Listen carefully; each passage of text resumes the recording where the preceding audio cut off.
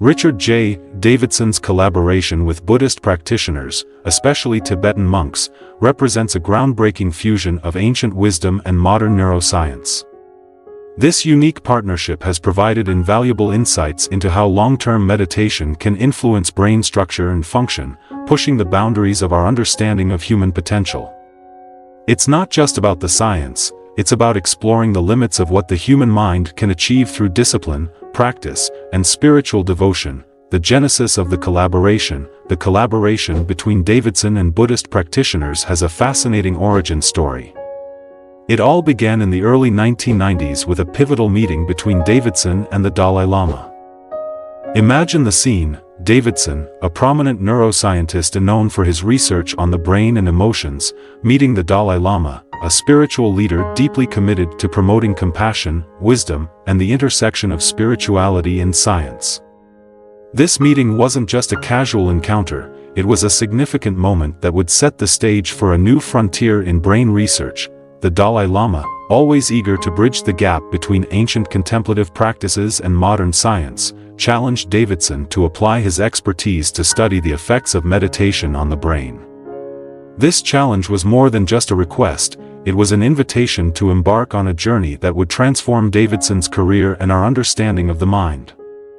Before this, Davidson's work was primarily focused on emotional disorders and the neural bases of emotion. However, this meeting inspired a radical shift in his focus, steering him toward the scientific exploration of meditation, a practice central to Buddhism, and its potential impact on mental health and well-being. Davidson's decision to take up this challenge was not without its skeptics. Many in the scientific community were wary of the idea that meditation, often viewed as a mystical or esoteric practice, could be a legitimate subject of scientific inquiry. But Davidson, motivated by the Dalai Lama's vision and his own curiosity, pushed forward. He saw an opportunity to explore how meditation could be a tool not just for spiritual growth, but for cultivating emotional resilience and mental health.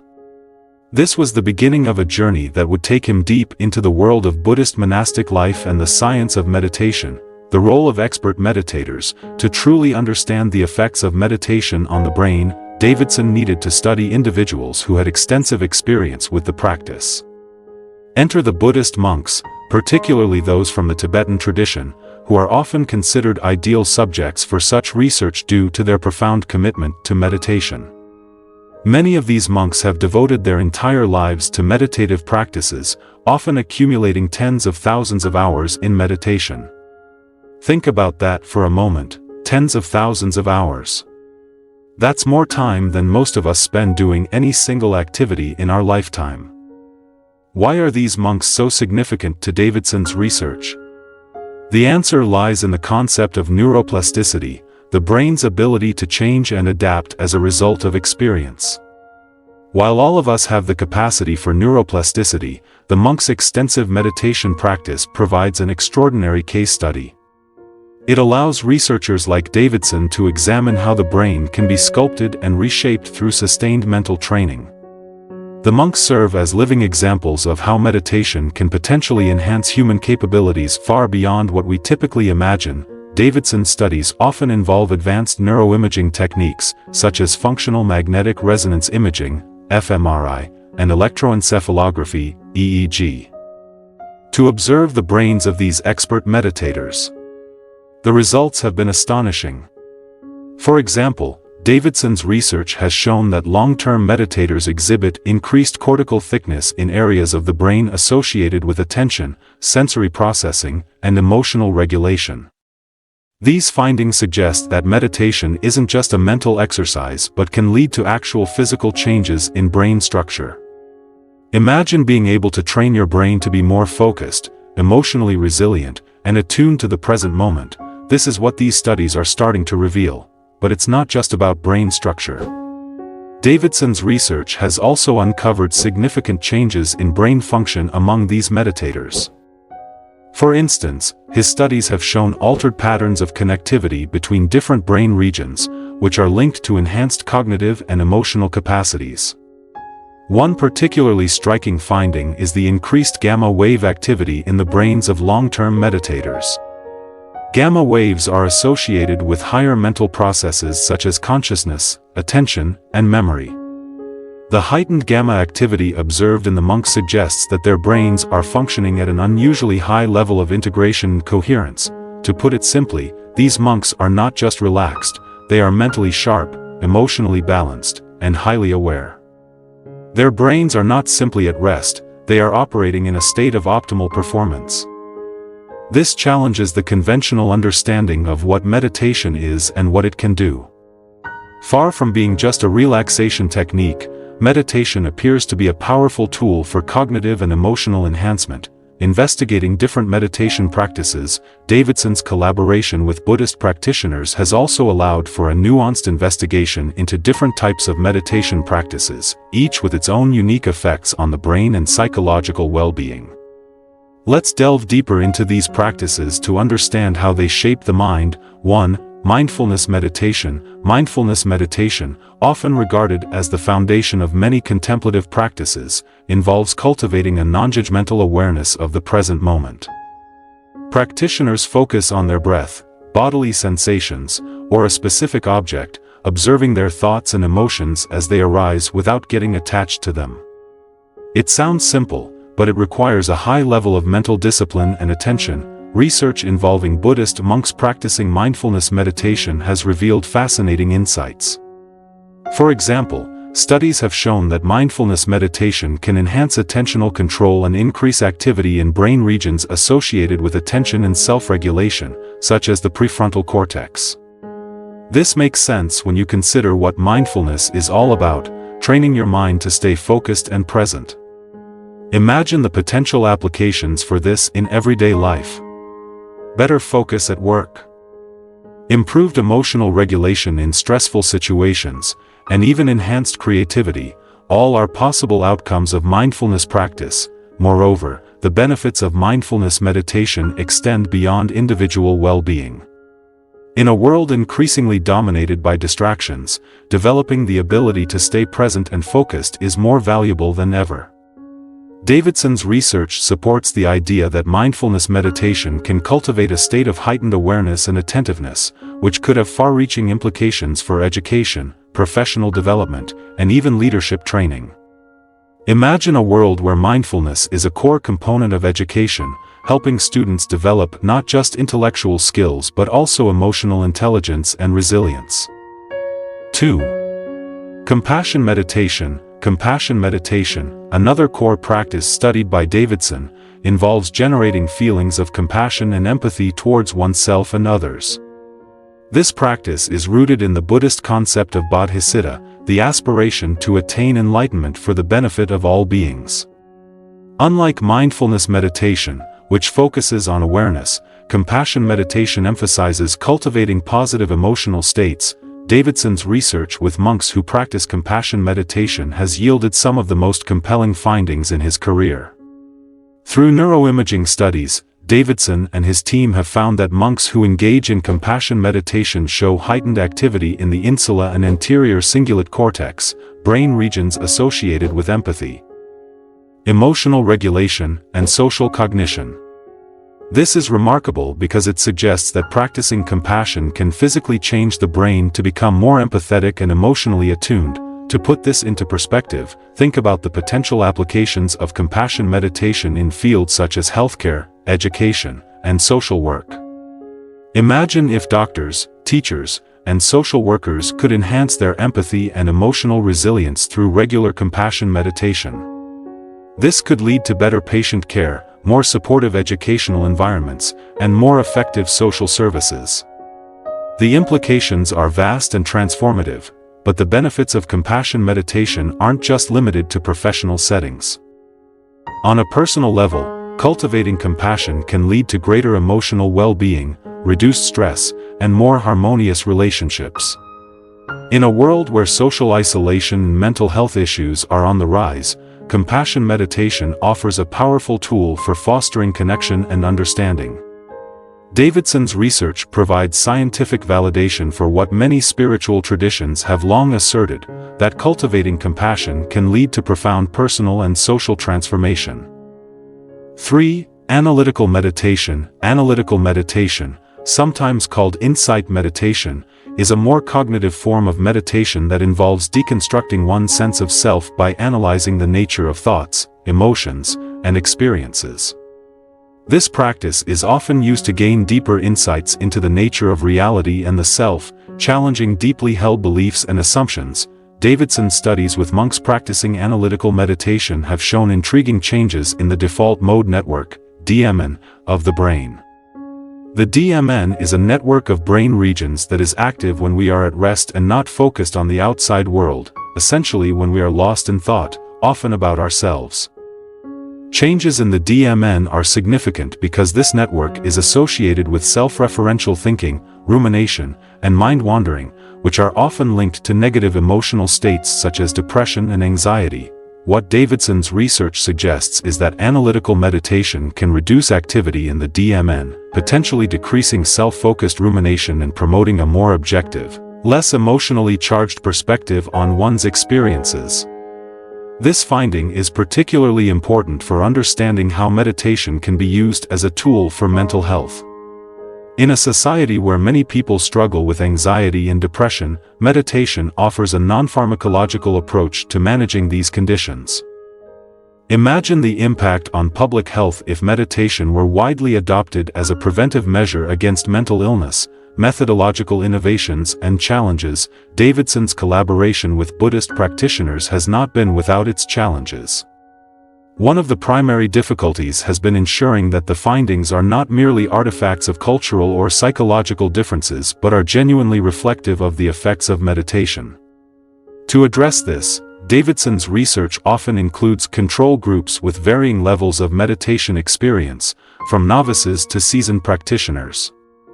This approach allows for a more accurate assessment of the impact of meditation on the brain and helps to isolate the effects of meditation from other variables. Moreover, the challenge of translating meditation practices into a format that can be studied scientifically cannot be underestimated. Meditation, particularly in its more advanced forms, is deeply personal and can vary significantly from one practitioner to another.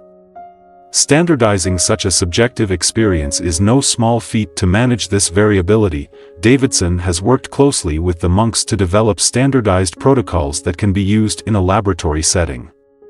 This collaboration has led to more consistent and replicable findings, which are crucial for advancing scientific understanding. However, these methodological innovations are not just about overcoming challenges.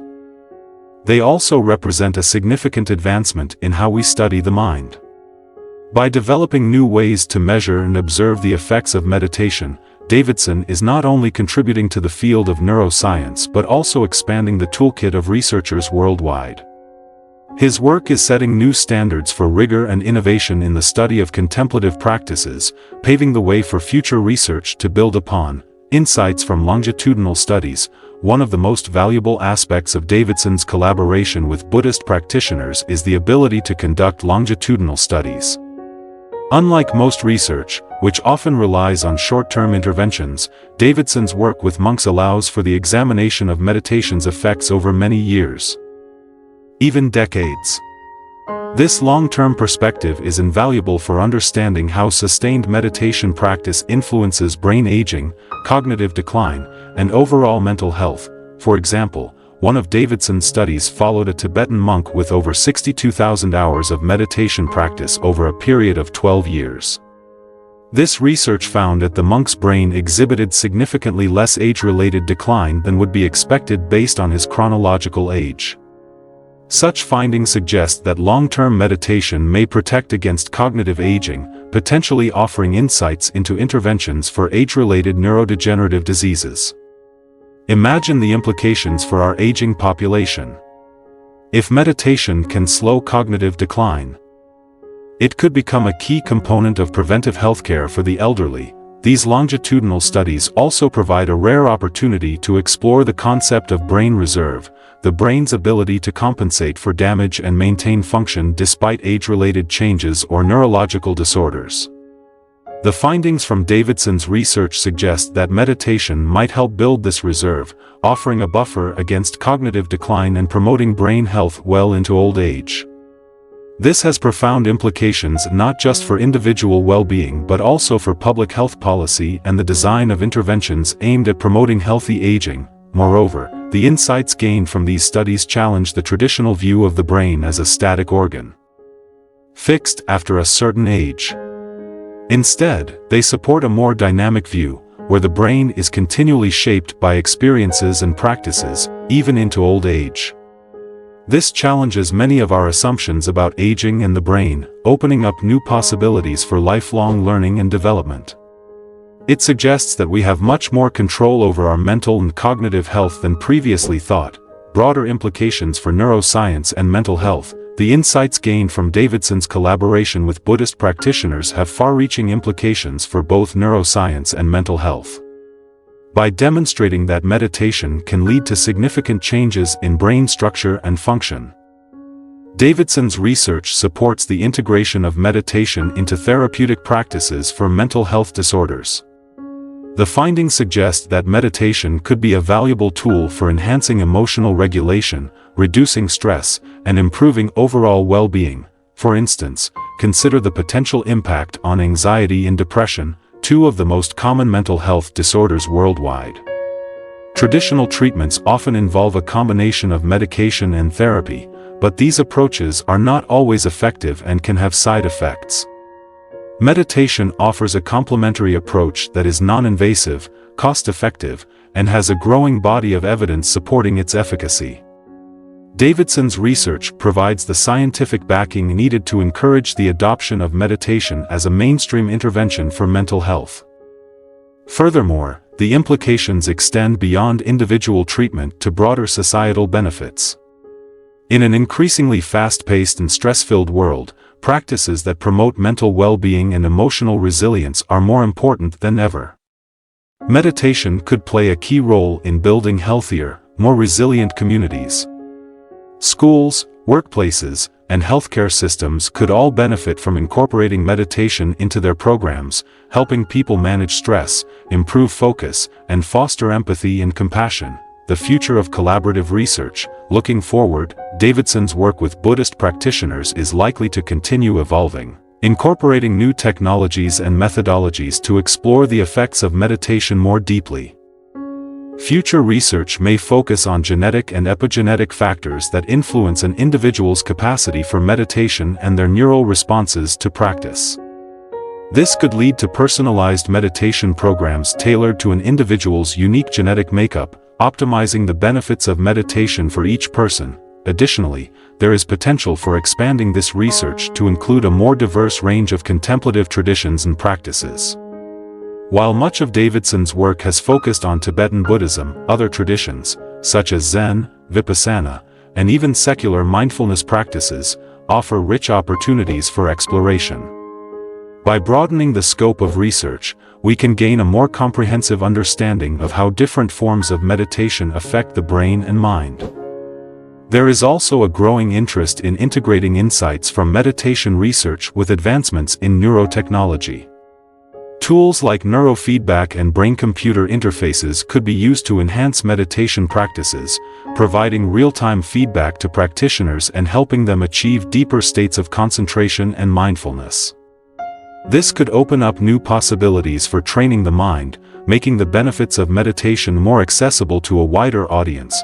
Conclusion: a new frontier in neuroscience and human potential. In conclusion, Richard Davidson's collaboration with Buddhist practitioners represents a pioneering effort to bridge the gap between ancient contemplative practices and modern neuroscience. It has not only advanced our understanding of meditation and its effects on the brain but also opened new avenues for research into mental health, well-being, and human potential. This partnership continues to inspire and challenge the scientific community, pushing the boundaries of what we know about the brain and its capacity for change. The implications of this research are profound. It suggests that we have the ability to shape our brains and our minds in ways we never thought possible, opening up new possibilities for personal growth, mental health, and even societal well-being. As we continue to explore the intersection of meditation and neuroscience, we are not just uncovering the mysteries of the brain.